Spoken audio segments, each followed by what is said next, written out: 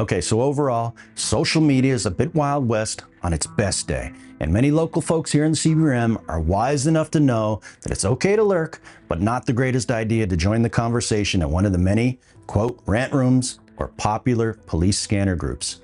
Hi, I'm Joe Ward of Boxer Shorts Media, and with over 50,000 members, it's a safe bet that at least a few of you are going to know what I'm talking about when I reference the Cape Breton Police Scanner Group or one of the other variants out there.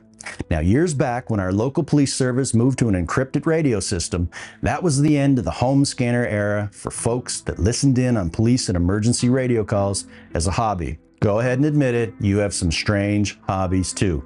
But given that Facebook is probably the most common social network for regular folks who don't have six-pack abs, lack TikTok-ready dance skills, are unwilling to eat Tide Pods, or kick their neighbor's front door in before running away.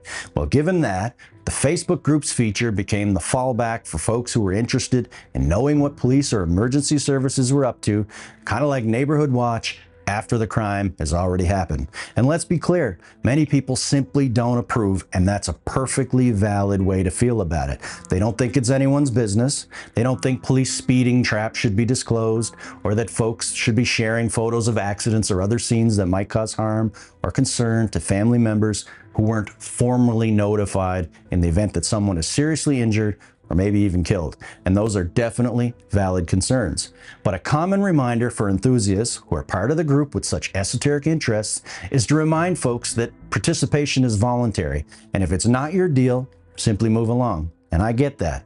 To each his own. However, the biggest local scanner group is currently undergoing a metamorphosis, or maybe more accurately, a descent into madness. Horror and moral terror are your friends. If they are not, then they are enemies to be feared. They are truly enemies. And here's why. The group founder or administrator is currently incarcerated and unable to access the account. That also means that moderators or group volunteers, who usually police the group, aren't available to give folks the boot to delete inappropriate posts or keep a leash on the general insanity. New moderators can't be assigned while the administrator is away. Because behavior can't be actively moderated right now, absolutely anything goes. And lately, that anything is relentless anonymous posts and defamatory statements or attempts at comedy from folks who aren't all that funny, but enjoy what we call a captive audience. Maybe in one way it might be considered a core sampling for the state of local society here in the CBRM that gives a glimpse at some of the anger, depression, and ignorance that exists out there. I'm not talking about scanner enthusiasts and hobbyists. They have an interest, not an illness. But even though the suspect groups recognize that it's best to put on an anonymous mask, they can't seem to find the restraint not to rattle the keyboard and click post. It's kind of like being a moderately inconsequential video podcaster, being fully aware of it and still clicking upload video. But for the scanner group, gone are the days of posting about speed or inspection sticker traps or reporting police or fire service operations or theorizing about active investigations or crime news. That gets drowned out by jilted lovers, rival bad guys, or upset family members who don't like the idea of willy-nilly chatter about a loved one who found themselves on the wrong side of the law.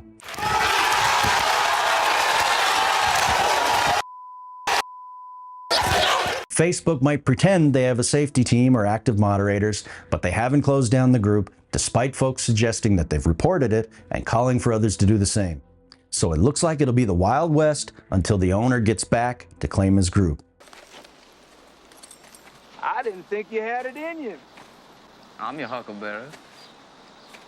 Until then, if I may be so bold, can I suggest meat darts as an alternative?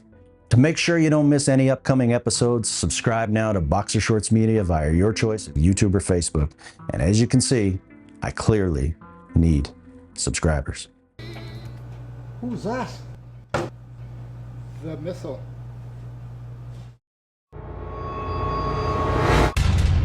Oh, frig, boy.